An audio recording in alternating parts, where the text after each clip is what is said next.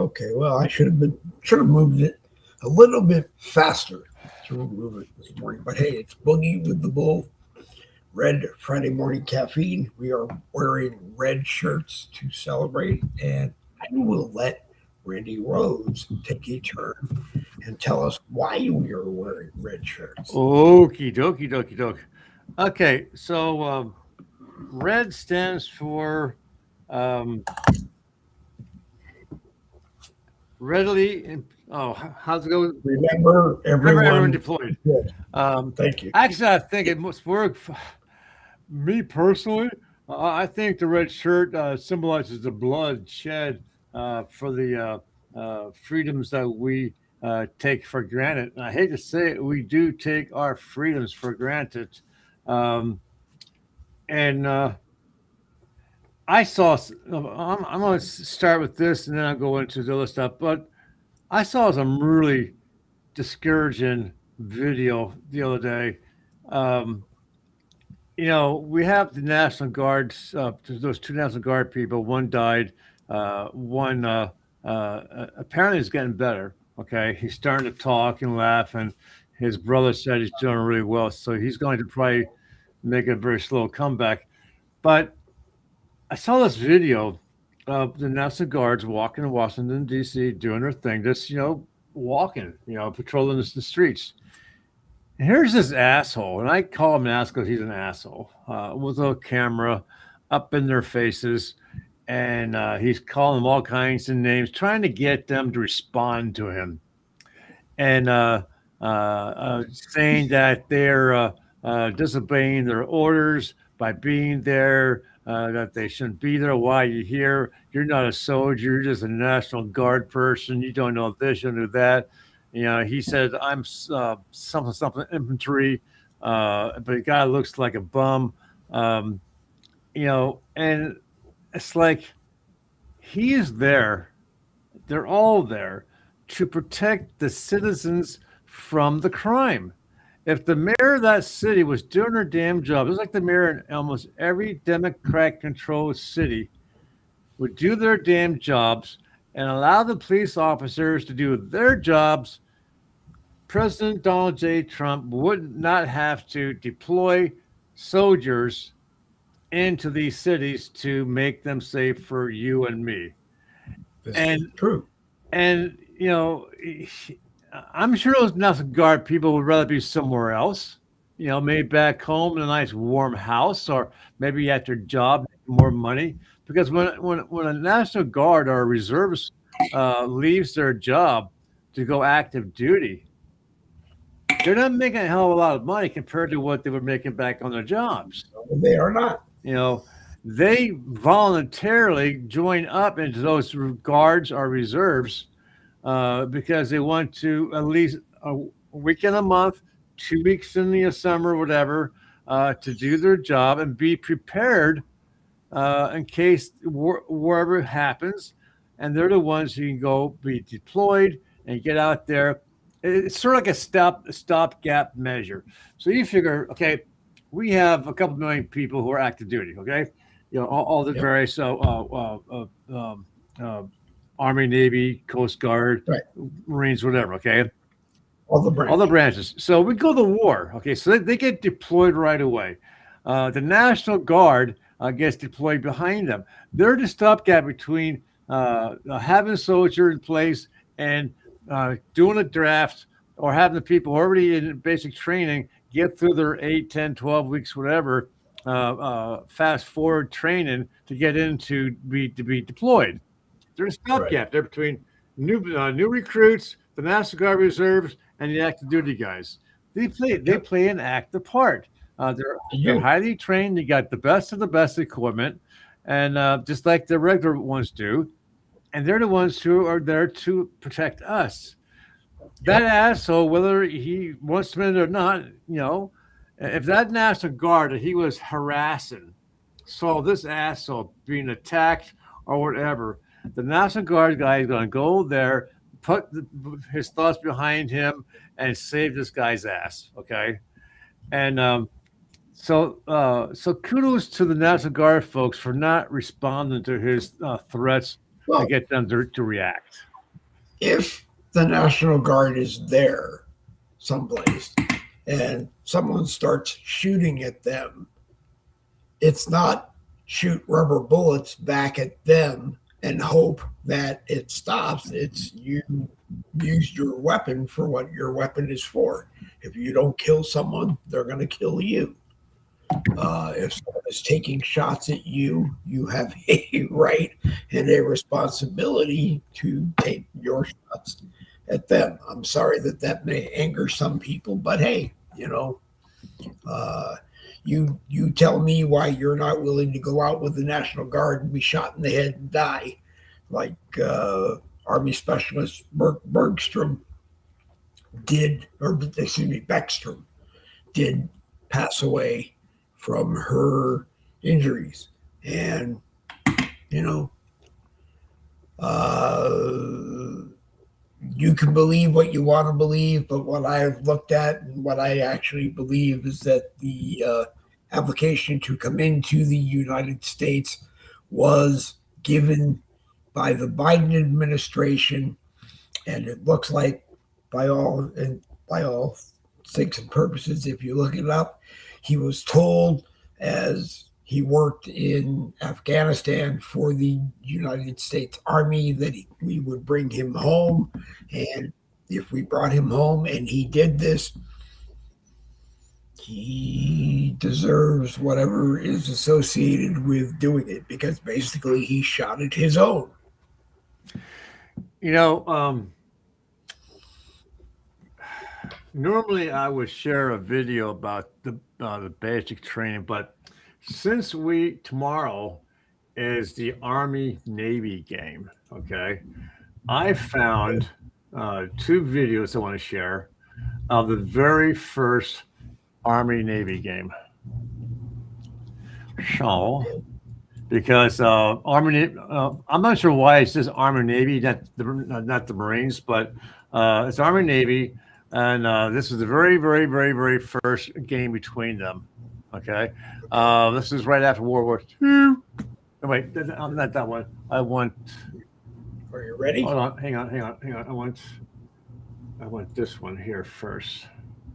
Okay. Yeah, I want this one. Yep. This is the one I want. Okay. Ba ba ba ba boo. Okay. There we go. All right, I will bring this one on. Hold on. Undefeated Army makes its entrance, and here comes the Navy squad. In fact, in the pre-Super Bowl era, Army-Navy was widely considered to be the game. He turns on a terrific burst of speed to outdistance the Navy pursuers. Usually played on neutral ground in Philadelphia, the game has been a magnet for presidents.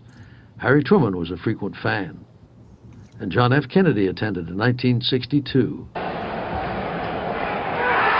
Navy won 21-15 in a game also remembered for featuring the very first instant replay, a CBS Sports innovation, as it happens. Sadly enough, we can't replay that replay for you now. It was erased long ago. Undefeated Army makes its entrance, and here comes the Navy squad. Get rid of that one and play this one here. While the world was at war 80 years ago, the first and second ranked college football teams went head-to-head in the original game of the century, the Army-Navy game of 1944. The Army cadets hoped this would be the game to end 5 years of Navy wins in their rivalry. As seen in this archival footage of the game, it was a sold-out stadium. To get one of the 66,000 seats, you were required to purchase a $25 war bond. Tickets sold out within 24 hours. The game ultimately collected $58 million in war bond sales. The time for the ball game has come. Dale Hall back. Watch the right side of the line open as he knifes through and down to the 10-yard line. The 5. And he's over for the first score of the game and 6 Army points. Navy single wing to the right again. And the ball goes to Scott once more. This time he's over. It's a touchdown. Well, that's all, you guys. This has been a hell of a game and quite a fight. Score of 23-7 in Army's favor. At the end of the game, General Douglas MacArthur sent this telegram to the cadets. The greatest of all Army teams. We have stopped the war to celebrate your magnificent success. 2 weeks after the game of the century, the U.S. Army took on its biggest battle of World War II in the Ardennes forest. the Battle of the Bulge. While the world was at war. So, did you hear what the last thing that they said? War was going on when they played that game, and which kind of surprised me. I mean, I realized, life doesn't stop because you're at war, but because these cadets probably once the game's over and they graduate, they're probably going to go off to World War II, off to the battle as well. But the Battle of the Bulge, guys, look up your history. That was a hellacious war battle. A lot of good American men died and were injured in that battle, and that's why we should never take our freedoms and independence lightly. We just can't. Freedom to us is just a snap of the fingers away. If something happens, for example, I was going through trying to figure out some things to talk about today, and last week Putin said that if Europe does anything with the money that's Russia has in banks throughout Europe, like seize them or freeze them, that was going to be it. That was going to be the straw that broke his back, and he is going to declare war on Europe because he needs that money, right? And it's not chump change. It was, where's that here? 10 billion euros, which works out to 184 billion pounds. That's a lot of money. But the Europeans are saying that they're looking to freeze the assets to try and bring him to a decision he has to stop the war. No, folks. I think what's going to happen is that they freeze the assets. He's going to declare war on Europe, and Zelensky is now saying that he is willing to have his troops move back from this one area that Russia more or less controls right now, anyways. And I can't pronounce the name of it, but he's talking about moving his troops back. If the Russians move their troops back, leaving that piece of land open for a buffer between the two countries.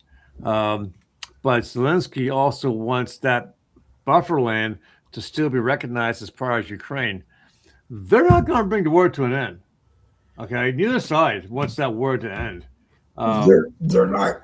They may not want it to end, but what will happen is that President Trump will reach a point where he just says, "The hell with it! I got other things to do. If you guys want to fight this war, you can go fight this war. I'm not getting into a war with Eastern Europe trying to save Ukraine. I'm not getting into a war in Eastern Europe against Russia. I'm just not doing it. We'll go on and do other things." William Lockett is with us this morning as the coffee clash continues. Unfortunately, I guess I tried to watch it on my profile page on Facebook, and it's not listed as a post. So what you have to do if you're watching is hit the red and white live around my profile picture, the skeleton. And there it is, just as I'm talking about it. There it finally shows up live. Even with my EV mugs, it tends to be very slow. I think that Facebook is mad at me because they have pushed Facebook advanced protection on people and given you a date again, like they did with the two-step authentication, that if you didn't do it, they were going to lock your account until you did do it. And I tried to do it this morning, and unfortunately, they ask you a specific password on a specific date, and then they make you change the password. Well, I can't remember what my password was on that day, so I tried to use the one that I use now, and it wasn't the one that I used then, so I couldn't change it. So then I couldn't continue on with it, and I have until the 18th of the month to figure it out. And actually, you know, other places are looking like the place to go. So uh, that's just me verbally saying, I don't know anymore. But you did have to press live around my profile picture to see the broadcast, but now we are listed. So I don't know whose responsibility it is that it took a long time to show up on my profile. Other than William Lockett is here, so now Yes, finally. so now we can be official and do it the same way. What do you got, William? What do you? Oh, dude, it's just fucking cold. That's all there is to it. It is. We're sitting at I think negative 35 right now. Oh, So Ooh, yeah, it got cold in a hurry. Like My overnight, it nose seemed it froze. started blowing out of the north and we gotta heat dropped this that temperature podcast right up down. fast, then. Yeah. Speaking of which, I gotta Yeah, I check think my fire real quick. Hold on a we second. were 49. Feels like 49 here in Florida. I don't About know 50, that's about right. I don't know what everybody else is, but the negative 30 something feels like negative 30 something is cold. Yeah, it's pretty darn chilly. So, if you were at 32 above, which is freezing, I guess it would feel kind of like a heat wave. And It'd then be kind of normal. Yeah, it'd be, if you like a went decent up, summer. if you went up above that 32, you'd probably feel like summer. So Truly. I don't know anymore. Like I said, I woke up this morning and Facebook's trying to take over Facebook again. And Oh, lovely. the funny thing that I will last say about it is that it looks like the people who got invited or suggestively invited to advanced protection, as Facebook calls it, are just the people that they don't want on Facebook anyway. So Well, I might just do it just to tick them off, because I do a lot on Facebook, and there's not a whole lot of other places you can take it and do it, because the Facebook people just won't leave Facebook to go yeah, elsewhere and do anything. see where you are, and then you end up doing redirects, which is okay. It's actually okay, but you have to be able to get on to post the redirect. Yeah, I don't know. truly. I don't know. I was having that problem trying to grow any kind of an audience over on Wimkin. Like there's a decent crowd over there of people, but at the same time, it's really hard to tap into because it's literally like an iteration of Mega. It's shattered into a billion different little pieces, and everybody wants to say this thing and say that thing, and everybody is correct. And yeah, I don't know. I don't have any problem playground if for a year. everybody wants to think that they're correct. That's okay. I do. It's when they stop trying to actually listen to anything, and they're like, dude, this is the way it is, and it has to be this way because you're wrong. And if you're not, and if I'm wrong, and if you try and prove me wrong, you're a horrible person. I'm like, dude, I've been doing that with the liberals since 2016. Yeah. You have to do it on your turn, and everybody has to play fair. And the impression that I got of Wimkin is that it's just the Old Boy Network. And if you're not in the Old Boy Network, you won't make it over there. And yeah, pretty much. I could be wrong, but they were free when I first went on there and was able to watch and broadcast. And last time I checked, it was money. And everything's starting to cost money. So you have to look at where you want to be. Especially for me, you have to look at where you want to be and where you're going to get the best out of. Use the best bang out of your buck. Yeah, and go there. And the best bang for our buck is Facebook, because it's free and it always was. Ray, if you want to join us, I will try to send you a link. We're back with paid restream, so things have corrected themselves. But if you want the link and you want to join us, you're more than welcome to make it 4 people around the table. Just tell me that you want the link. It is cold everywhere this morning. Is it? Ray. I like to. I mean, Oh. he's always William Rayfield to me. I don't care what anybody else says. Okay. He's always William Rayfield to me. But Ray, you're welcome to join us. Just tell me the word and I'll send you the link. And Randy, take a turn. Yeah, I was waiting there for a minute. Do you guys watch the TV series? I think it's on Netflix. I could be wrong. It's called The Institute, and that's not on Netflix. It's on something else. It's called The Institute. I have a reason for the question, and it has to do with Red Shirt Friday. So, for those of you who don't know what it is, The Institute is a series. It's on winter hiatus right now, but it's about a government project that goes around primarily the United States, but it's also it's an international program to find primarily children who have the mental capacity to see things, to move things with their mind, psychics, okay? Yeah.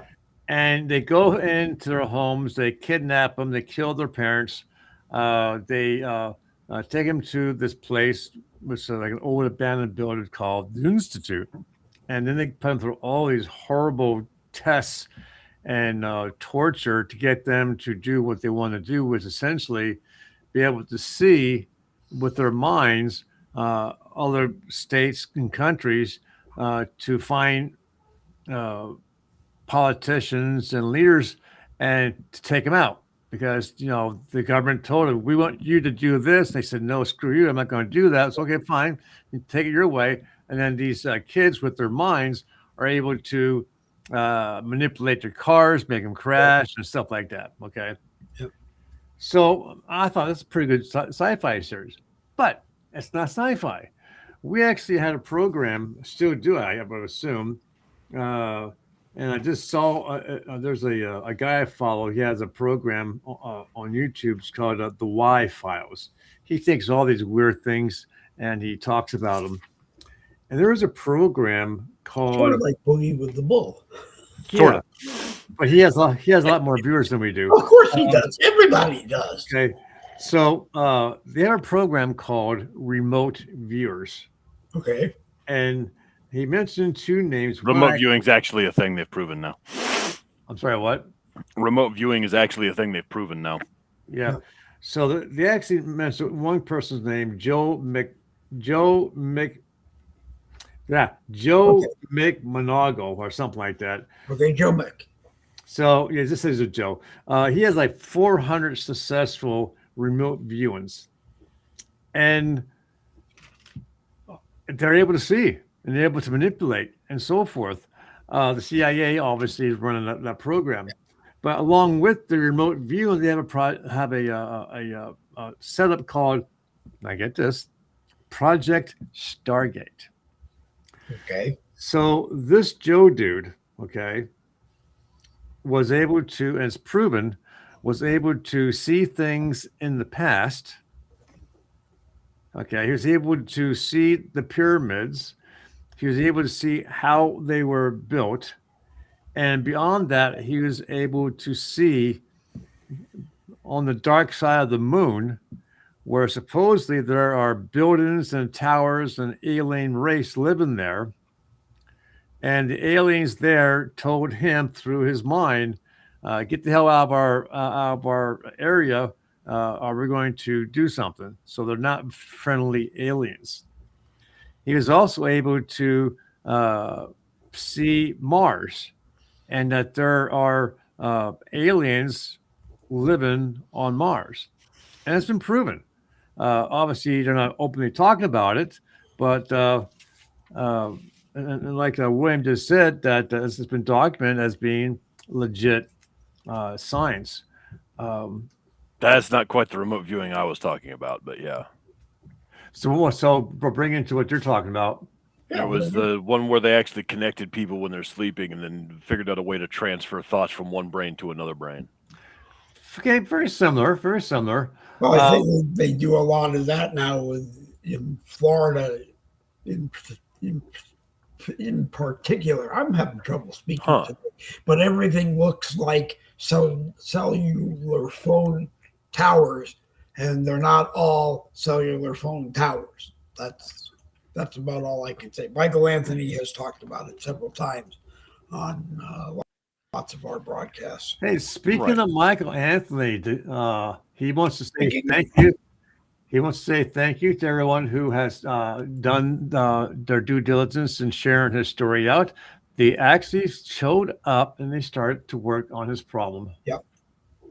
Yeah. I'm going to watch his sometimes. video, and I'm going to share it on Facebook, and if it's possible, I will share it on other social media as well.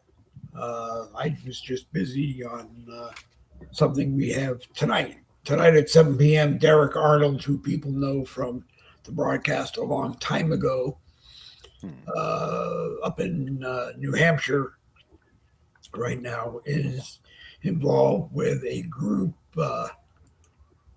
Return USA to a republic is what they want to do. And It's not going to work. well, I don't know if it's going to work or not. The current It leader, can't. The current republic. leader, I know It has the to. It current has to be a leader- compound republic because the there's no current way. leader of the group Hey, there he is. going to be on today, and we're going to tonight. And we're what's going to this- talk so- to her. what's this- And So what's a Well, she- compound republic? I never heard that before. I don't know. I haven't heard Back in of the the federal- term compound back when, republic. The impression I got from what I read is that she just wants to see us turned back to a republic. So that will be the subject of tonight at 7 p.m. Everybody is welcome to watch. And like I said, 3 of us are going to be on it. We're just going to have a conversation and give you lots of information that you'll be able to follow upon. Good morning, Ray. Good morning, gentlemen. How are you? Good. I need to shut up and give you a chance to talk, Ray. That's okay. Listening to you gentlemen talk for a little bit. Y'all was keeping me busy while I was making my coffee. Good. I'm glad we served their purpose. But now America wants to hear what you have to say. Well, first, No, America want to hear what I have First- to Well, say. That's why I've been. they do want to hear it, whether or not they're of the side that doesn't want to hear it. Too bad for them. I want to hear what coffee you drink. Yeah, what coffee do you drink? Okay, I'm not going to be ashamed. Go ahead. But with the prices of coffee, I had to go from my Folgers to the white container that says coffee. Ooh. Okay? Oh, That's no, why people don't want to hear me. no. I had to go from Folgers to the white container that says coffee. Oh. But okay.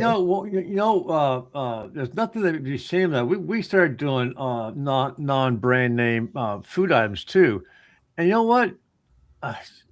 So far, we have not been able to tell a really big difference in taste and flavor and texture. Growing up for a while, I do. I know my mother, I do. growing up for a while, my mother used to buy the white generic boxes of whatever it was. And the manager. And that's exactly why I swore I would never put my kids through it, and I would never go through it. I would not struggle like I see them, so I could do that. So what's Right. the price? Oh, hey, Dave, wait. Dave, you what's the price of coffee in your neck of the woods? Well, my big container of coffee Yeah. that I was paying $12.99 Oh. for Folgers Yeah. is now $17.99. Yeah. And now the generic coffee cup, the white container that used to be $7.99 is now $12.99. Right. Because what I think has happened is everybody's putting something in a box, in a white box marked whatever it is, and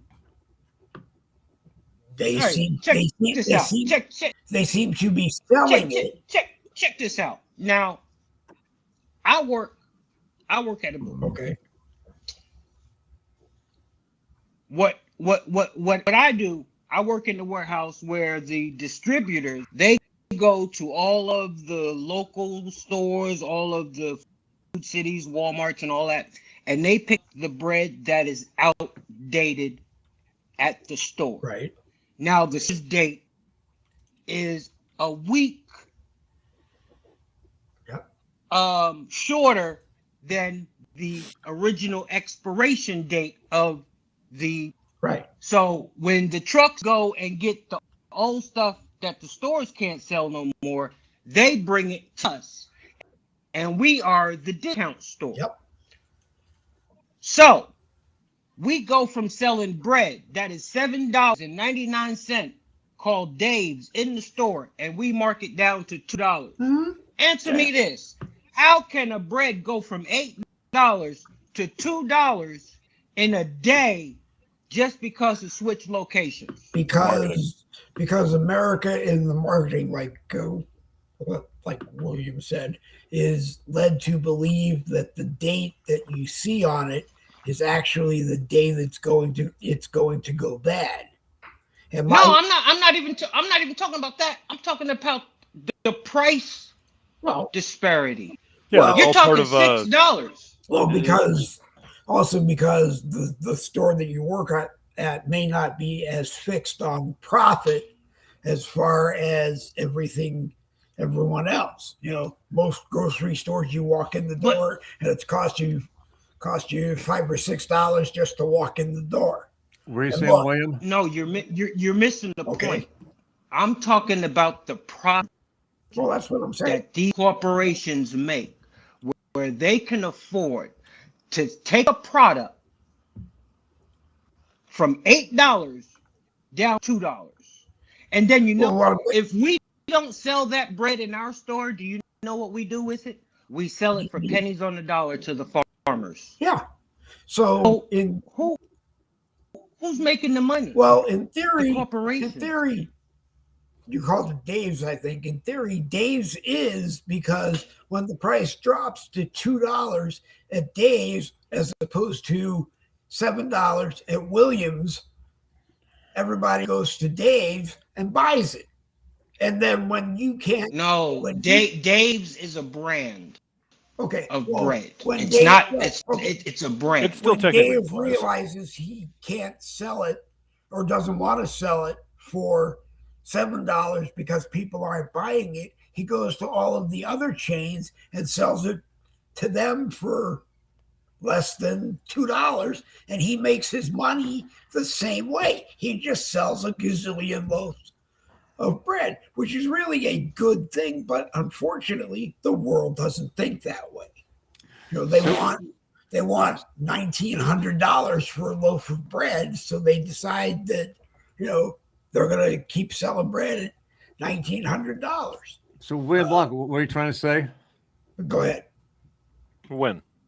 So, which one? William Lockett.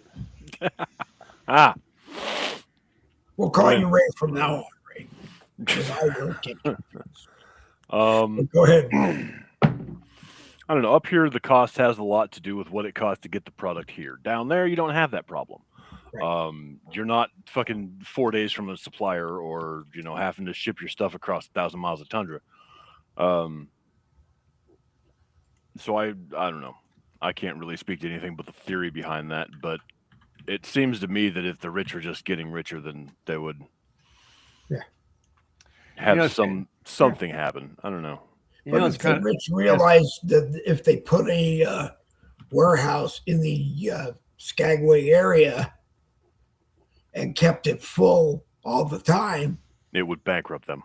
It would bankrupt. Well, okay, but I mean, but yeah, in theory, necessarily bankrupt them, but it would work, because if it takes 4 days to ship bread to Skagway, and you have to wait 4 days for it to be there, people are going to buy it. I got to address Randy real quick. Randy, I think I might owe you an apology. Oh, my. Hold on, I think I might owe you. Let me write this down. Hold on. Okay. All right. Randy gets his first apology. I'll let you bask in your. No, I don't do that. Your temporary glory. Okay, so what's going on? But I work out here in the country, and I would say 97% of the patrons down here are Trump supporters. They're conservatives. I see all kind of cowboys and all kind of 90-year-old men that come in with the overalls, coming to the bread store, and they're Donald Trump. But it seems to be that there's a sentiment building. And I've been talking to customers after customers after customers, and then I got a phone call last night. Were we played by the right?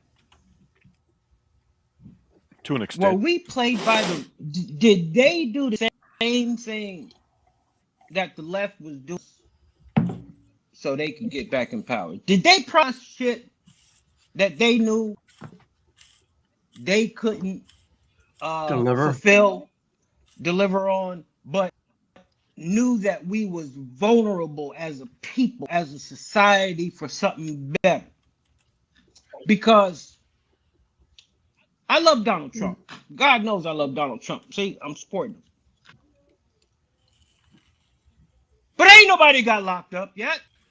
I don't. It's been almost a year. My patience is running thin. People telling me, Patriot Lab, calm down. No, Patriot Lab is done calming down, okay? Patriot Lab is done. I don't want to hear district court judges that are fucking up the shit. I don't want to hear none of that shit. I don't want to hear the excuses. Say the excuses for your mama with the baby mama drama. I want to see some go to freaking jail. Thank you. Tomorrow, today, you got all this bogus motherfucking evidence. You let us down a path of evidence that you had on. Facebook got him. They froze him. No, there he is. To hear what the lab got to say now, because see, a lot of people out there in Patriot Land is calling Patriot Lab a turncoat, calling me a traitor, calling me unfaithful, calling me this. No, I'm calling it like I said. No, you didn't become unfaithful to the Patriots Lab. What I probably shouldn't say is what I'm gonna say is that I think in some regards the Trump administration have all become politicians. Whereas before, they were independents who were going to take their office and do their job. And I know that's a terrible thing to say, but after 6-7 years, I think Donald has become one of them while he's trying to correct what they are. You know, if you spend enough time with them, that's what you become. When Trump first ran for president, he was a businessman. He was a filthy rich multi-billionaire. He paid for his own way with his own money, and he got elected. He was the outsider. That's he spent 4 years fighting the impeachment, but he managed to get some things done. Okay. And then the Democrats came in, they cheated their way in, and it's proven fact. After all these years, we got it on paper that, yes, they cheated. Right. Some people are starting to go to jail for that. He got reelected again, okay? I will say there are some things he got done. The southern border, the wall. He's bringing multi-trillions of dollars back into the country. He is doing some things. But there are some things that he promised the people who put him in the office to get done that has not yet gotten done. It's like William Rayfield was saying. No. Hold on. We can't get the things mixed up. Now, when it comes to policies and stuff like that, like I was telling the gentleman, when it comes to policies, I give my man $1,000 because to me, he's done above and beyond. You got to be able to understand what he's doing globally, how he's positioned in America again as the superpower, and getting the border secure, getting everybody out. All that shit, he's handling that business. That's not what I'm talking about. Don, when are you going to hold the people that tried to take you out accountable? That's it. That's the bottom line. Don't sugarcoat it. I don't care. A+, check.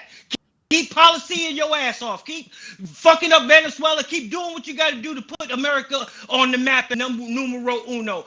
My number one issue with you, Donald J. Trump, these people literally tried to take you out, and you want to show some type of mercy. And I know and understand, as hard as they came after you, you can come after them. Now, for some reason, you're not doing it, and the lab wants to know why. It's setting an I don't example. sugarcoat it. I'm straight to the point. I think part of it is he doesn't want it all to look like the quote non-quote retribution. Hey, I'm past. No. I'm past that. You got evidence? Okay. Fuck what they saying about retribution. Pardon my language. You got evidence? You got proof? They can contribution. They can call it anything they want. I call it accountability. Okay, I agree with you, Ray, that we need to do it, because it's like in the case of Letitia James. I read an article before we came on that a second grand jury has decided not to indict her. Why the hell not? The first grand jury had all the evidence of what she's doing and was ready to indict her, but because of the games the judge played with the Halligan. Everybody up there raised kids, right? Yep. They raised kids, right? Yep. Your kid, you keep getting a call from the school, your kid, and you keep telling your kid, when you get home, I'm busting that ass, and you don't do shit. Get another call from the kid, from school. Tell your kid, you get home, straighten your ass out. You don't do shit. You get another call. Look, I am not. See, that's the problem right now. We've gotten places to where we think situations just going to take care of itself. If it's not for people like me that's going to continue to get upset when ability is due, forget patience, bro. Give me somebody. Don't give me charges and then they get off. Hopefully, give me charges, then they get off. Give me charges that's going to stick and that's going to progress on to something. And I'm tired of hearing about the statute of limitation. What are we teaching this generation? You can do a crime if you can run out the time? Come on. Call me in jail. No, I understand. Whoops. Where'd you go? There he is. There he is. Okay. I don't know. But I mean, I think once things start to happen, we will see results. I mean, we have in the case of what I want to call rogue judges who make decisions that are not federal level or not their decision to make, and they get away with it and they get in trouble. There were investigations for wait a minute, I have to go back here and bring William back in. There were investigations into Judge Boasberg, who may or may not get off the bench for the decisions that he made. There are now courtrooms that are being watched by ICE and courthouses that are being watched by ICE because renegade judges have said, hey, go use the back door and you'll get away from all of these people, So slowly but surely things are happening, not necessarily as fast as people want. It's like last night, I guess, the Democrats blocked the Republicans on a health care bill that would have basically replaced Obamacare and made, instead of paying the subsidies to insurance companies and giving you a tax credit, the Republicans want to put that money into a health insurance savings account for you as well as your own contributions, and it does the same thing. But the Democrats said, hell no. So everything that the Republicans and Donald Trump was telling us people did was a lie. I mean, that's what I don't think it was. No, because by definition, if they did what they did, I don't deal with the nuances. Okay. I don't stay up with what you were just talking about, how the Democrats would. I stay focused and I stay lasered in on one at a time. And my target right now is how come nobody is being held for what you Republicans said took place during this last administration. There shouldn't be that much to do. Well, I mean, I'm not going to sit up here and keep pointing out crimes if ain't nobody going to be held accountable. That's what I told the man with the Patriot Lab. How come you ain't coming on? Well, I'm not going to sit up here and keep pointing out crimes and ain't shit getting done. It's the exact same reason that people spend more time in jail for, small amounts of marijuana than touching kids. Right. The justice system is broken. They're making other things look like they're more important. I mean, if there's no tool in which to enforce these rules, and there's no will of the people who are supposed to enforce them, then there's really nothing we can do.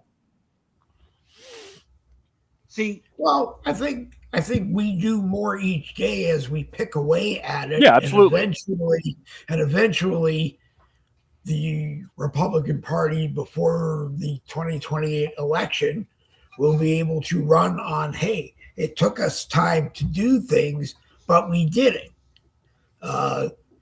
Like I said before, I don't think that Donald Trump was a politician before.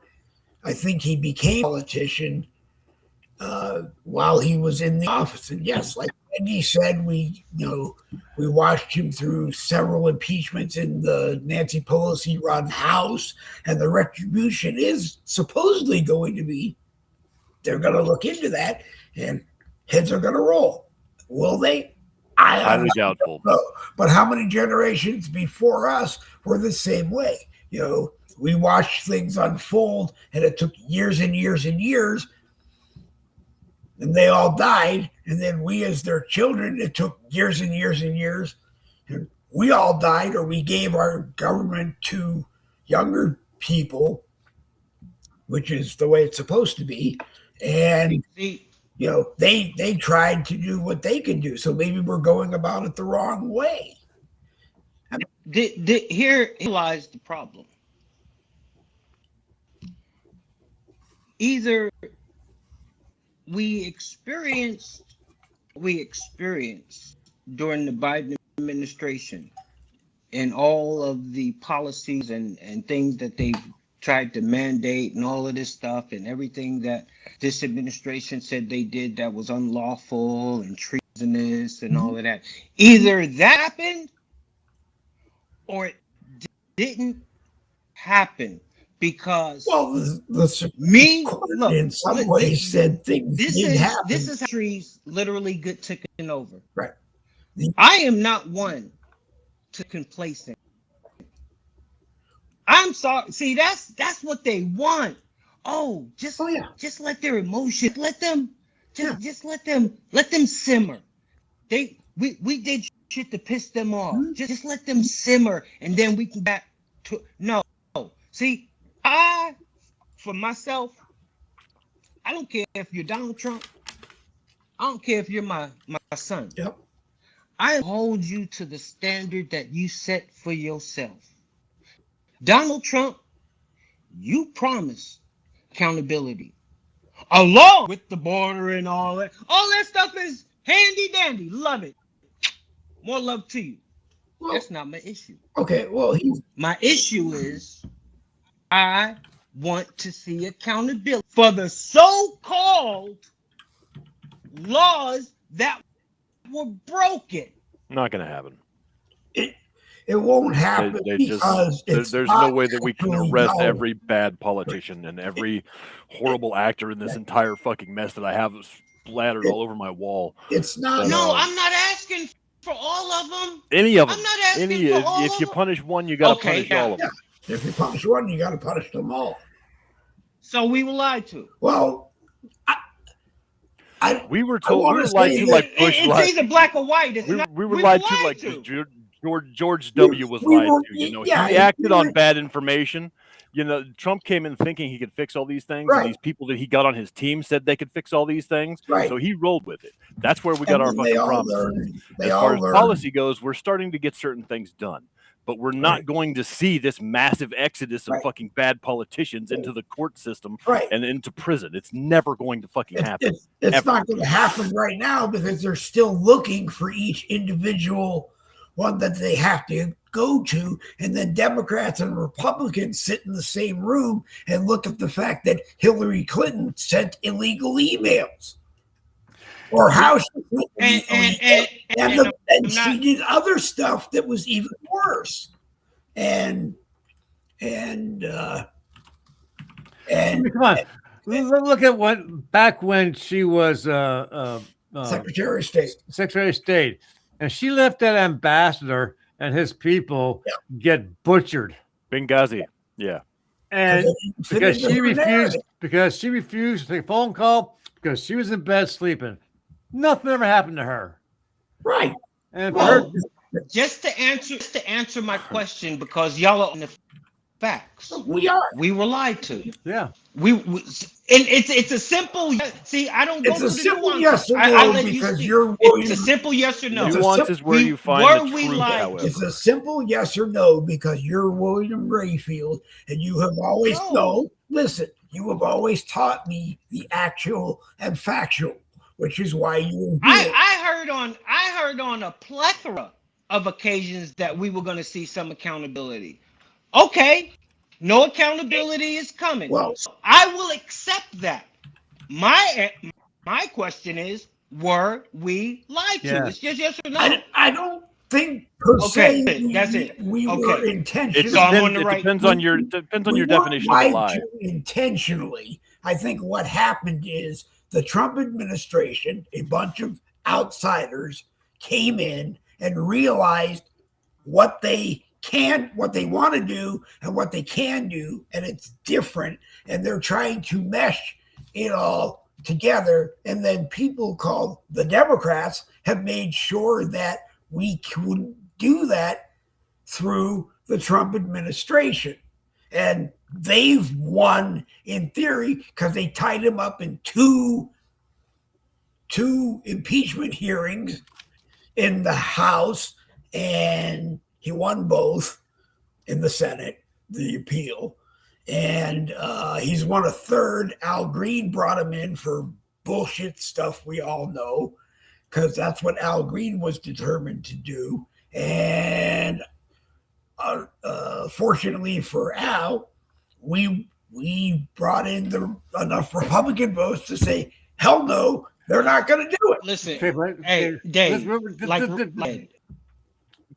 we were lied. If they can go, if they're Lago and go through Melania's underwear drawer. Okay.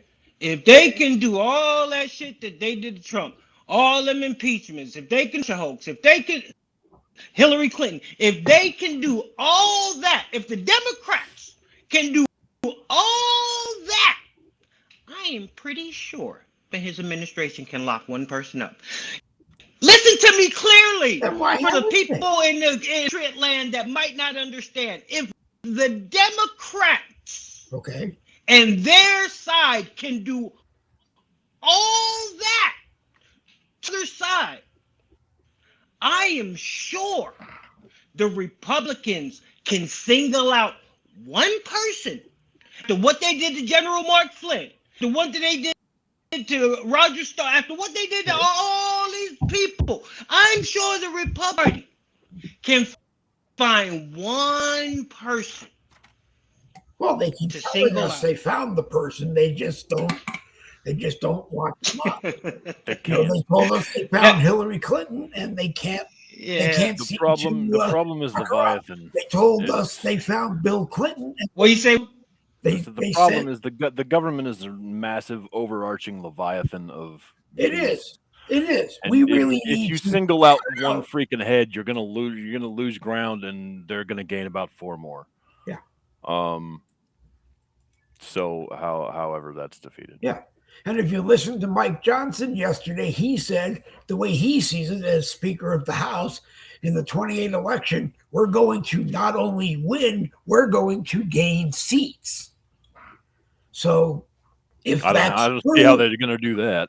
Are we being lied to? Because the other side says they're going to win and they're going to gain seats. So who's lying? And then some of the Republican and Democrat politicians are playing this game with, you can't tell me that there's any way in hell that anybody, even a Democrat, could vote for Gavin Newsom for president. If you look at how he destroyed California, do you really want him to be the president and destroy the rest of the country? But I think if you doesn't really matter what we want. I think if you look deep enough, you're going to find that he is cheating to get those votes. Look at what's his face? He was the guy as the Minnesota guy, the $8 billion in fraud. Yeah, that went back for almost 10 years. His name came up in a state investigation of illegal voting, but they didn't seem to do anything with it. To me, like Ray said, if they have the evidence that he broke the law as the governor, he's responsible for it. Hopefully, making that public. This is the thing. This is the part that saddens me, and because it's not when I talk, I don't. It's not just about me. I've raised young men through sports, through church, through everything. This sending, what message is this sending to the future generations? What you really got to stop and think about what has happened, what has won. Now, if Donald Trump saying, you know what, I'm just going to let bygones be bygones. I'm going to let these people die of a slow death. I hope the American people seeing the blueprint that I put out. I hope the bench that I got behind is deep enough where they carry on. And hopefully 50 years from now, 75 years from now, all the evil people will be wiped away and we'll be back in power, all that stuff. Maybe he's thinking that way to where he's like, I did what I need to do. Now it's up to the American people to take charge. He is doing that while he's trying to do things, but I hope that it's not 50 years, because in 50 years I will be 113 and I'll be in a home not paying attention to politics anymore. And but I think about the genuineness of it. What at the time he said, what message is this sending? It sends a bad message. Exactly, and that's right. It sends a bad message for being pissed off. It's the message that at the highest, some crazy shit can go on, and nothing happens. And now. Put that in the mind of a 15-year-old young boy or young girl thinking about what they're doing, aspiring to go off into the world when they graduate.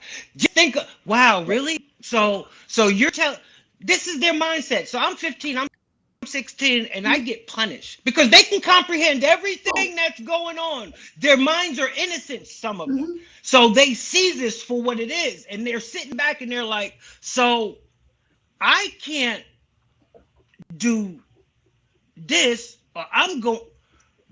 But these people, Ilhan Omar, you worth $65,000, and boom, 8 years later you worth $30 million. What the hell to get all that motherfucking money? You married two Somalians, and now you're married to some Jewish guy. How did you get that? How did you do that? Nobody cares. Nobody has answers. Oh, we sit back and we watch how Nancy Pelosi had inside fraud engagement, and we see this, but nothing being done about it. Wow. And you want me to go out and you want me to grow up and be a law-abiding citizen and you want me to be this way and you want me to be that way. What kind of impression It doesn't give me is this putting in the mind? Some people don't care. I do. think Williams turned into me. Holy smokes! What I think is happening. I spawned off a clone. Well, what I think has happened is I've never heard you talk about kids. The I never heard you Republican, talk about the children. the Republican no, machine. not the kid, but the whole thing was every time the president tries to do something, some liberal judge you never heard of is able to put the stumps on it to force his Trump's people to take it to the Supreme Court, and he's won most of them, but it delays the damn reaction of what we're trying to accomplish within his 4 years. Right. I know you know what's going to happen? 4 years from now, the Democrats are going to take control of the White House again. And everything that Trump has done will get tossed out the window. It could very well be that, but I think what I hope happens is that another Republican. There's no one strong enough. I don't know if J.D. Vance can win. No, he can't even control his damn wife. She doesn't. What's with the ring? She's not wearing a ring. John Fetterman actually crosses the aisle and becomes the Republican, which he really is, we could see a hell of a lot of change, because if he makes that change across the aisle, I think he's actually going to open up the gateway for a lot of other people to do it. And then I think you will see all the things that you want to happen. We may not win the presidency in 2028, but if he crosses over and 49 of them cross over with him, then we can do it. And it's hey, Democrat, you're welcome to state your opinion on it, but we have the votes and we're going to do what we want, because when you had the votes, you did the same thing to us. So I think things are going to happen, but like William said, I think things are just very slow. They want to make sure all the I's are dotted and the T's are crossed, and they're ready to go, because they're going to get that renegade judge who's going to say, no, you can't do this. They're going to get on the docket at the Supreme Court, and it will be after 2028 before that decision gets made. And I don't understand why, because the Supreme Court shouldn't be a Republican majority or a Democrat minority. It should be judges who look at the document as it was written and read it and understand it and apply it, because the rest of the judges aren't doing that. And that's okay to me. If they don't want to do their job, hopefully you vote them out or you get rid of them because they just don't do their job. And you replace them with one that will do the job. But realistically, that's the problem. Nobody seems to know what anybody is doing on certain things within the Trump administration. Everyone says, oh, I'm waiting for someone else to do it. I love and respect Dan Bongino, but I don't want to hear we're waiting for the Department of Justice to make a decision on what we can do. It's like Ray said, why can't we just do it? Because when they were the president and the administration, they did what they wanted to do. Now that I've gotten my rant and my frustration out, and I've come back down to reality. Okay, I must admit, I get emotional, and my patience is wearing thin. But I was reminded last night. He was like Patriot. He said, imagine going to your basketball game and you sitting there and your team get down by 12 points, and it's the first quarter and the halfway point ain't even in the first quarter, and you talk about you can go home because your team down. He said, bro, you got 3 more quarters to go. He said, you got to remember, as impatient as you are, he said, because I know you're impatient. Yeah. He said, it's only Trump's first year, bro. Right. He said, bro, he said, what if his third year is just lockup year? He said, you never know. He said, I can see you being this way if he's going into 4 and nothing's happened. He said, but bro, you got to give the man time. And I must admit, but hey, that don't keep me from wanting to see it happen today. Right. But I do understand, Well, so and I does do realize everybody else we're in is the first hands quarter. up in the air wondering why it's not But happening. the problem is that the people who did the crime, it's like this. It was a Comey. The time has gone so far that you can't charge him because it faded, the timed out. And find something else and charge them for it, or find someone else and charge them for it. Because I will have a heart attack when the first primary Democrat actually gets arrested, handcuffed, go to court, and then go to prison. I will have a heart attack. Yeah, I want to see the full process. That's all I want to do. I want to see the full process. Yeah. I mean, who makes the Clintons think they can look at the House Oversight Committee subpoena and say, hell no, we're just not going to go? Death. I mean, come on. Death, Dave. If you or I did that, we'd be in jail. So, I mean, you would see somebody like Letitia James. I mean, and see, that's the problem. We're able to see the information. We want instant gratification. See, right. And I understand that there's a process with all that. We see the guilty information, and we want to put them in cuffs and escort them off right now. And I know it's a process, but keep that shit to yourself. Keep that shit. If you ain't gonna act on it, I don't want to hear Letitia James committed mortgage fraud if you ain't gonna lock her ass up. I don't want to hear Annie Willis did this and did that if you ain't gonna lock her ass up. I don't want Ilhan Omar married her brother, married her cousin, went from 65,000 to 30 million in a matter of 8 years of investigation. I don't want to hear none of that shit because none of it adds up to the logical mind. I do want to hear why Nancy Pelosi went from $100,000 to $300 million because Bernie Madoff got locked up and died in prison for doing exactly the same thing. See, I'm not one of these people. If you my neighbor, and I know as soon as you see you ready to put a bullet in me, that means as soon as I see you, I got to put a bullet in you first. I don't know for what godforsaken reason the Republicans let the Democrats damn near execute your leader on national TV and getting back like, we cool. I don't think it's really.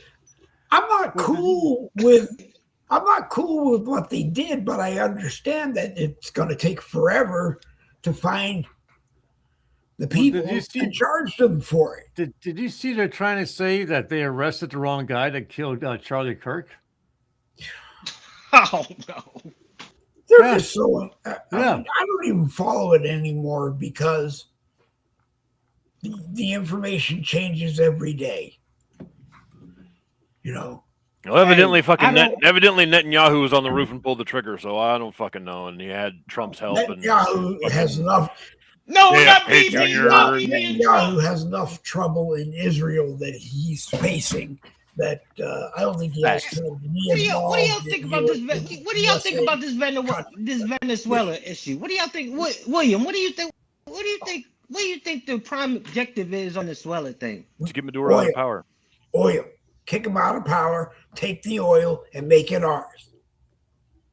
Okay, essentially, well, that's it comes down to, okay, we have another country who is putting us in a position where we want to create regime change again. So we're going to be doing so in a very subtle fashion just by shutting down all their bad shit and then showing them how good it could be if they came to the table and started playing right.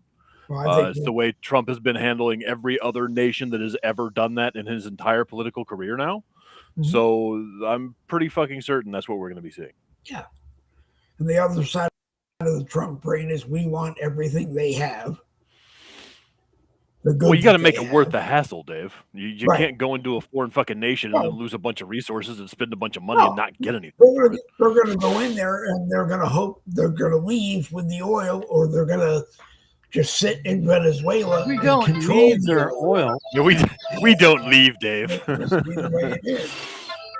Does it have anything to do with them trafficking drugs over here? I mean, I know it's helping stop it, but is that a primary reason also? I think that's just icing on the cake.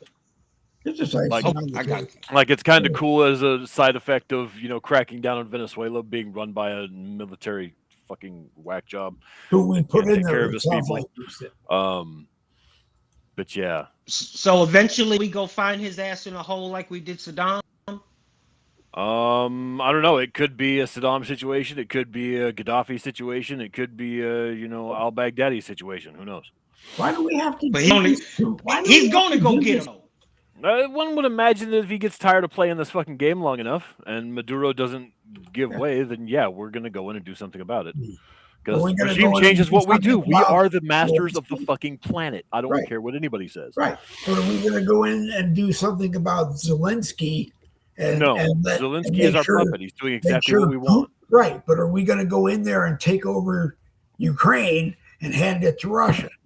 We took over Ukraine in 2012, dude. We're not. We totally did. We're not. I know, but we're not gonna make it right. There's too many things we have to do, and we can't do all of them because we're too busy doing all of them. And I keep coming back to the same conclusion. Why can't we just break bread and agree with what we agree with and agree to work on the things that we don't? That's what Trump said when he went to the table with Russia and Ukraine, and they're like, "No, we're not going to do this," and he's like, "Whoa, what the fuck?" I think Trump thought Zelensky was just going to roll over and play dead, and Zelensky, who Trump says hasn't read the peace agreement, I think he's read the peace agreement, but it's like, hell no. We're not cutting down to 600,000 troops. We're not giving away half of our country to the enemy. We're not paying for the damage that we inflicted in Russia because they're not paying for the damage that they inflicted in Ukraine. And I start wondering too, are we there because there are things in Ukraine that we have to win the war for Ukraine and then go in and protect those areas because we need what is in those areas. And we don't want Russia to have it. Why did Hillary Clinton sign over the U.S. piece of Uranium One? Because she's a corrupt ass business official. Because she's corrupt as ever, and she probably got $40 million for doing so. Which is likely a shitty deal. Because she can't negotiate for shit. Well, then, like Ray said, we should have sent her to jail and made sure it doesn't happen anymore, or give the impression that it doesn't happen anymore. Hold on a minute. Okay, no, Ray is still with us. I just don't see him. He's still honestly connected. I think the problem is we stopped hanging people. Yeah, well, it'd be great if we just went right back to that for like a year or two and just had bodies hanging from every goddamn tree out. Well, but we don't. You have to wonder, does it work? Yes. Because capital punishment a lot of times only works because you kill the one person who did it because they killed all these other people. They stopped killing. And then you set the example. This behavior will get you strung up by your neck. But the problem with that, William, is that it didn't stop because the next person came up and killed people and they got away with it, or they got life in prison, or, we're still trying to figure out who was trying to take out the president. I mean, it doesn't solve the problem of human malevolence, no. We're definitely acts as a who deterrent. Killed Charlie Kirk. At the same time, we're seem hell-bent on naming every person that Erica Kirk ever slept with. Or talked to. It's like, Barack Obama must be laughing at a lot of things because he said Everything. once that, well, one of the everythings he said is one of my favorite things that he said. Your shit doesn't even have to be true. It's just how many times you say it, so that you say it enough that everybody starts to believe it. Joseph Goebbels, actually. I don't understand how anybody thinks it's okay to pay $1 a month for your insurance and expect the federal government to take $399 and give it to that insurance company. If anything, I can't see why the Democrats aren't all over the Republicans' plan for health insurance savings accounts, like I said, that basically give the power back to the people and take it away from the corporations that want to exploit us. That's why they don't like it. I don't see any fix except maybe taking corporations out of politics altogether. I think we need to take the big corporation. I think we need to take out of this. There should not be any single time ever when a government comes in and helps out a particular business that started in the private sector, ever. Yeah.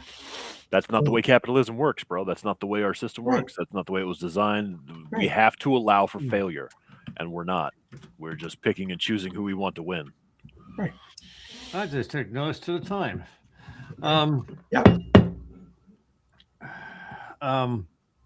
So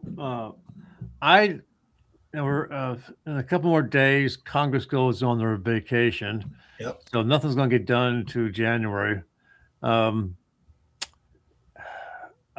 honest with you, I don't see anyone going to jail anytime soon. I do believe that before Christmas, there's going to be some type of resolution with Venezuela. I don't think it's going to be wrapped up that fast. We're gonna make a I don't think Trump wants his soldiers to go to war around Christmas time. We've never been a very big believer in going to war during the holiday season because you get the it's hard to push your soldiers that hard when it's the holiday season. That and to get the support of the people saying, oh my God, my husband is away. We're not going to have. We had such big plans for Christmas or whatever, and now he's going to be off there. And something's going to happen between now and then. Either someone's going to take him out for the money, or Maduro's going to finally understand that he can't get away with what he's doing, and he finds some country that's willing to take him in and his family. Plus, he wants to keep millions of dollars. So I don't know if Trump wants him to do that. But, the United States is well known for its regime changes. I was my one show on Tuesday. Matt Holmes, he's written 6 books. He's got a 7th one coming out in January. Yep. And he said to me, "Did you read a part in the book about how we handled Hawaii?"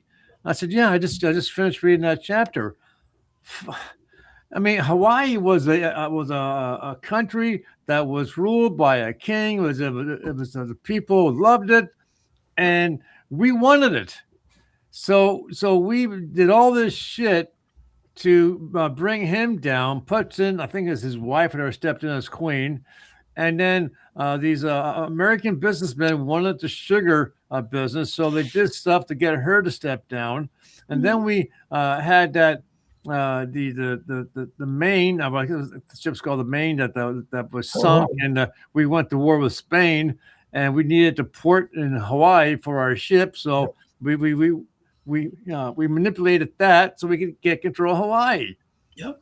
And I mean, it's just like with Canada. He wants Canada. I bet you before we know it, before his time's over, he might wind up with Canada. The people in England want him to buy fucking England because they can't do what we're doing right now without going to prison. They can't speak their mind. Their soldiers are going to prison because the soldiers are out there in uniform saying, what the hell did I fight for if I can't speak about religion, if I can't speak on social media? Yep. These people are coming into our country and are taking over. So So the English people are saying, please, Mr. President, be our prime minister or something. Help us, It's called a Declaration of Independence, and normally you have to fight a really bloody fucking battle for that to happen. Here we are. I wanted to say earlier, but I bided my time. We're talking about the price of freaking coffee. I was asking my daughter because she does all the ordering for us, and I pay for the damn shit. And I was asking, what do we pay for coffee?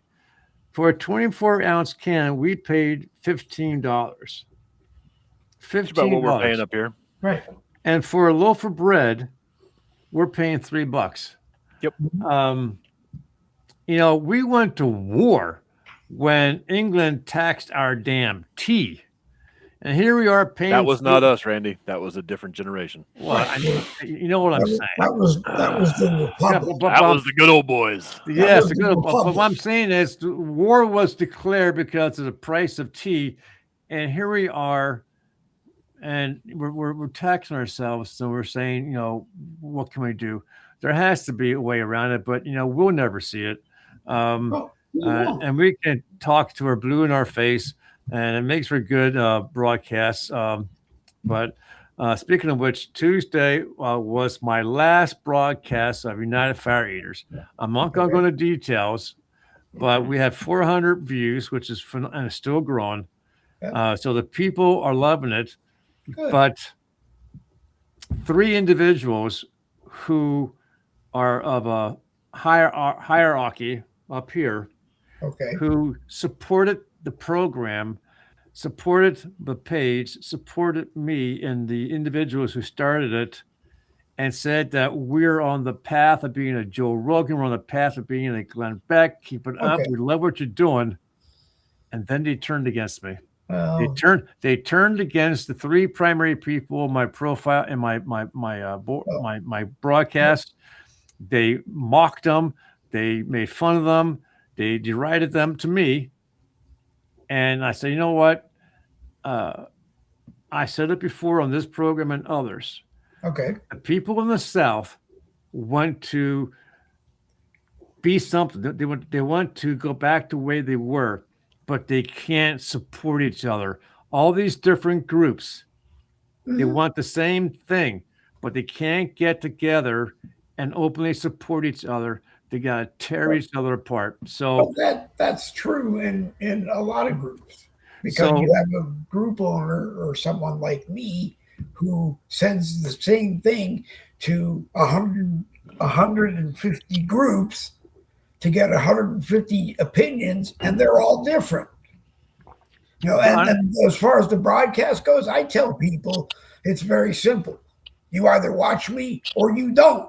That's what it is. Well, if you want to watch someone else, that's what you watch. That's the same thing you should tell them. The 3 people that didn't like your groups, your pages, and your broadcast, tell them not to watch. But here's the kicker. Here's the kicker. I do have some good news, and I got to get off here. Okay. These 3 individuals, they're higher up in this one group, and 2 months ago, they made a decision they were going to create their own podcast. Okay. And I asked them, if you knew 2 months ago you're going to go out and do your own thing and not support me, then why did you spend all this time supporting me? And I was marketing my broadcast to bring you guys in, and not one of you showed up to do the show. That's fine. So United Fire Eaters ends. Okay. The page is going to change to a different name. We haven't decided yet. Okay. But because of the outpouring of support, is going to continue, same kind of format, but also we're going to add something different. I had some people reach out to me who said, Randy, I wrote some books. Okay. I would love to have you do what you did for Matt, and I'm going to send you my books. I want you to read them and then broadcast and support my books. So it's going to split. It's going to be like a book review, and it's going to be a show about the South, but it's going to be minus those that support. Right. So you start your own, you do your own, and you go. We don't have commercials for the same reason, because advertisers think they get a right to decide what is on the program that commercials are on. I don't play that game. You know, I pay the money to restream to do the broadcast because I want to do the broadcast. I like having other people on, which is why the three of you are here this morning. Why I wouldn't beg you if you didn't show up, to be here, because we get different opinions. So William, when am I going to start seeing some of your shows, buddy? What? I asked William when I'm going to start seeing some of his shows. I think William Lockett 2 is working on them right now. It's coming. I guess I'm gonna kick it off about the 1st of January. Okay. And just see what I can make happen. Okay. I don't know what I'm gonna be talking about. I don't know what I'm gonna be focused on. I don't know how I'm gonna be able to work in certain things, but I'm going to be presenting myself and my opinion very outwardly on the internet. So sometimes you just jump in and do we'll it. See what happens. What about the Patriots Lab? I'm doing a major reset, but like I told you, I had a conversation last night with a gentleman, and he motivated me to go a different avenue. And like I said, a lot of people might not like what I got to say, but tonight will actually be the first Friday Night Liberal Smackdown on where we play. We play. I mean, I want accountability. I'm done, and that's where I'm going here on out. So-called evidence, was the evidence manufactured? Because if the evidence wasn't manufactured, was the actual factual? What are y'all waiting for? You're doing investigations. Inform the public. Inform me. Let me know, so I'm not out here dangling. On a string with millions of others. Because like I said, hey, these patriots come in the bread store, they talking, and it's getting under their skin. It's getting under their skin. So we just want answers. I mean, you presented us with a shiny MW with a big red bow on it. And now we finding out it might not have a transmission. Got a Pinto engine in it. Yeah. They handed it to me. They just made sure there was no key to it. They just took the steering wheel from yours, Dave. I gotta go. See you guys. Right, See Randy. Yep. All right, Randy. Thank you for being here. And William, which William gets to close us next? Yeah, if you want to go. Yeah, I mean, hey, I appreciate the opportunity. I'm glad you came here. Like I said, I'm a patriot through and through. Everybody knows that. I'm just in my feelings right now because I understand an injustice that was done. Now, however you want to slice it and dice it, whichever avenue you want to take it down, there's a place to take.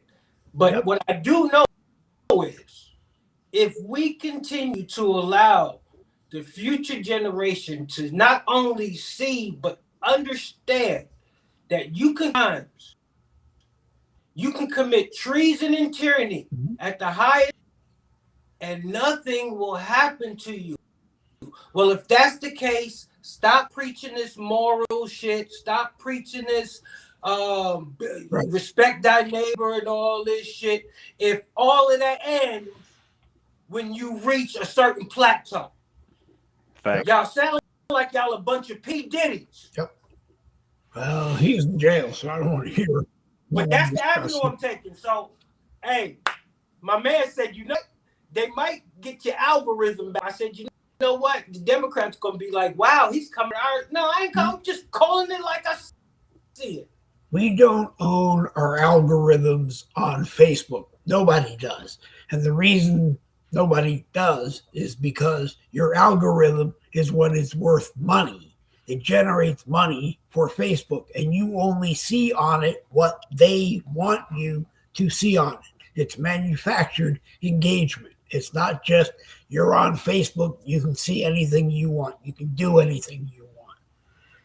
No, I've been censored on platforms for the past 10 years. The only reason I've been censored on these platforms is because one thing, I've been preaching pro-Trump. But now that I'm taking an angle to where it might seem like I'm a little divisive now on stance and this and that, they might draw me some of the things that I wasn't getting before, people think you're about to jump ship or some shit. Probably what Candace Owens figured. Right. I know someone who had 50,000 people following him and watching his broadcast. It went up to 60,000 people. Then it got cut. Then it went back up to 60,000 people. And it's like, I'm just tired of playing the manufactured engagement game with them, because I manufacture enough that if you want to be engaged, you will be. You can be. I got so many people on my friends list that I don't even know all. I don't even know all the people on my friends list. Hey, William, let me ask you a question. So, you might have an answer for me. What? Where did the statute of limitations shit ever get developed? Who came up with that shit? Where if time goes by, you free of your charge, you free of your crime. There's certain things that don't have a statute of limitations, like murder and that kind of thing, because those are permanent crimes that happened in history that they have to find some resolution for, in theory. All of this is theoretical, by the way. I am not a law professional, nor you have court cases that do that. The other day they nailed somebody for a murder that he committed 40 years ago. And it's also not fair to assume that someone is the same person that they were before for small crimes, like for I don't know, robbing a convenience store with no weapon. If you just go in and steal a fucking candy bar, they're not going to prosecute you after 10 years because it's just a fucking candy bar, for God's sake. And you've probably made enough money since then to pay for it. But back in the old days, we sent a lot of people to prison for stealing that for a long time, for stealing that stupid candy bar that maybe was 2 cents to buy them. Granted, the crimes were even different back then. Like, stealing a horse would get you hung, but running off of somebody's wife's no problem. There's different standards of justice is the problem. Not exactly the time limit that you could be charged for something, but the fact that if you are of this status, you are not charged for something, or if you commit this kind of crime, you are not charged as substantially as someone who creates another kind of crime, even though yours is more damaging in the long run. Like Bernie Madoff. That dude should have been drug out in the street and beat with a fucking stick. Well, he went to jail for 150 years and he died in prison, which is the same thing that they wanted. He's still got a free ride the whole fucking time. That's my point, though. Well, putting a rope around someone's neck is supposed to stop the next person from doing the same thing, because the message was you don't want to end up with a rope around. Well, having any punishment at all is the same thing. That doesn't work. But maybe we need to go back to, like you said a few minutes ago, about hanging people and just leaving them out. Just for certain crimes, dude. Just for certain serious, substantial crimes. Yeah. If you go out of your way to become a malevolent entity and act against multiple people and cause irreparable harm, you may wind up getting hung. Yeah. At the same time, I don't think we should be jailing people for minor drug offenses either. Well, jail, I think you should pay for. If you go to jail, you need to pay for it.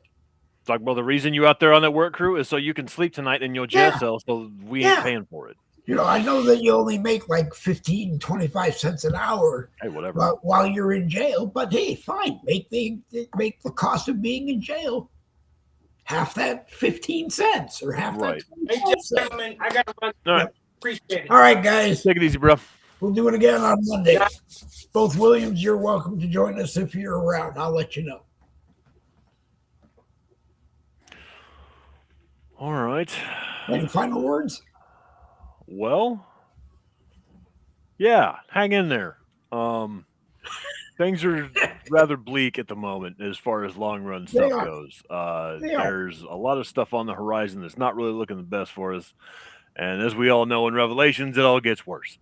But, we're still here, and we can still wake up in the morning and have coffee with our friends and have these awesome conversations about what's going on and how we see things. Yep. So it ain't all bad. No, it could be worse. Yep. Well. And have an amazing weekend. I'm going to check to see, because I have to talk to Restream about a couple of things anyway. I'm going to see if everybody on their own program that may not be on Restream, but can bring that channel here, it just becomes one big program. Yeah. Through everybody who's on the panel that day, because our numbers at 10 a.m., we're just not seeing a lot of people. We're seeing people that are great to have some folks.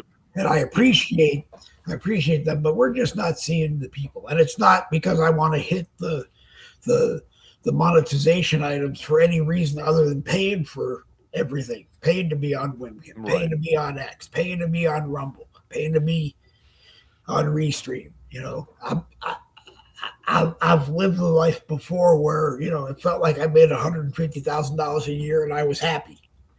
Where I, you know, but you know, I don't need that now. I just want to get information out to people. But anyway, William, it is always a pleasure, and I hope we will see you Monday morning. Definitely, we will catch you Monday. All right. See you, folks. Hey, you want to do it or you want me to do it? I got it. Yep. William did. Hey, I want to thank William Rayfield, William Lockett, Ray Figgins, and Randy Rhodes. All roads lead to home genealogy. Randy serves as the co-host a lot and does a lot of the co-host duties, which I share with him and appreciate. Anybody and everybody is welcome to be on the broadcast. I think we are allowed to have 10 people, me and 9 others. And so there's always a seat if you really want to come on. Okay, regardless. That was what I said recently to someone someone else said, I don't know why we don't do broadcasts together. Well, we don't because you don't ask. And I don't think about you when I'm putting one together. So if you want to come on, please come on. Okay? And if you want to come on and yell at me, then come on and yell at me. I don't care. I do this because I enjoy it. Like I said, when I can't afford to do it anymore, then I'll probably be in a nursing home or at home sitting in front of my computer without it plugged in and being able to do it and thinking I'm still doing it. So lots of things to always talk about. There is a video game known as City Driving Simulator. A lot of people play it. There's another one, Grand Theft Auto. I think it's up to number 6 right now. They play it. I want to talk to a bunch of people that play both, okay? Because I'm in the process of, when I can, I will get that steering wheel and I will get that set of pedals and I will find my car keys and drive myself out of here, which is what I'm going to do right now. It's Friday. Go off and make it a fantastic Friday. Have a great weekend. If we're on a selected Saturday, tomorrow at 10 a.m., you'll know. Next Saturday, next Saturday, the 20th, I don't know if we will be on or not. As we get closer, I will let you know. Again, tonight, Friday at 10 o'clock, tonight at 7 o'clock Eastern, not 10 o'clock. Tonight at 7 p.m. Eastern, you will see me along with Derek Arnold and Sandy Myricky, who we will all talk about the republic that we really are and what may have to happen to bring it back, and some things that we have. And if you like that idea, then please be there. If you don't like that idea, please be there. And comments and questions will be directed to the appropriate person while we're on. That's tonight's Boogie with the Bull. 7 o'clock on my profile on Facebook and on the Boogie with the Bull YouTube channel. And then we will take it and probably podcast it around to everywhere. I want to thank everybody who was on, everybody who watched, Boko Pagano, and a few other people that were here. And I wasn't fast enough today, so I can't name all of you, but I appreciate it. If you come to a Boogie with the Bull broadcast, ask one of your friends, 2 of your friends to come and subscribe to the YouTube channel while you watch. And help, Unfortunately, it is you try to raise money and you try to raise money different ways. And I don't really want to ask anybody for it. I really don't. I always said, like I said, when I can't afford to do it anymore, I just won't. Or we'll stay the way we are and hope that it works. So go off and make it a great Friday, fantastic Friday. Go off and have a great weekend, and we will see you Monday. That's Monday morning at 10 a.m. on Boogie with the Bull.